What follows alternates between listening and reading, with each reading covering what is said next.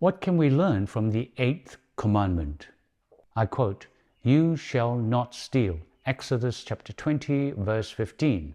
The 8th commandment may seem simple at first. Don't take what doesn't belong to you.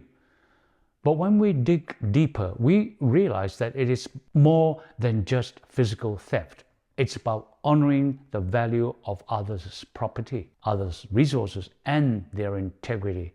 It's a call to respect the hard work, sacrifices, and the ownership of others, and to live in a way that is just fair and generous. Stealing at its core is a violation of trust and disregard for the dignity of another person. When we take something from someone, whether it's material possessions or time or ideas or even credit for their work, we are not just breaking a rule, we are breaking a relationship with God. God's values, honesty, integrity, and fairness, and His commandment reflects His heart for justice. The Apostle Paul reminds us in Ephesians 4:28 that instead of stealing, we should work with our hands to provide for ourselves and for others. Now, in this way, the 8th commandment isn't just about avoiding theft. It's about building a life of generosity through hard work and with integrity.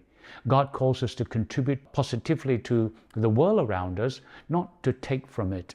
So this commandment also points to our deep relationship with God. When we take something from someone else, we are also violating God's law and God's trust. But when we live honestly and give freely, we reflect God's character, who is generous, just, and good.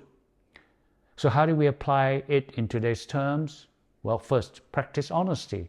Be truthful in all areas of your life, whether it is in your work, your relationship, or dealing with others. Don't take shortcuts or cheat to gain an advantage. And secondly, be generous. Instead of focusing on taking, focus on giving. Looking for ways to bless others with your time, with your resources, and indeed your skills. Be willing to share what God has given you to help those in need. And third, respect others' property. Honor the work and the possessions of others, whether it's through paying fair wages, respecting intellectual property, or simply not taking what isn't yours. And finally, of course, live with integrity.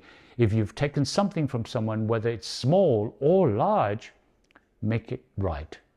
Return what was taken and seek forgiveness, knowing that God's grace is available to restore relationship. So the 8th commandment isn't just about avoiding theft. It is about living a life of fairness, a life with respect and generosity. And when we honor the property and well-being of others, we reflect God's justice and bring His peace into our relationships and into our communities. And for that, we can say, Amen.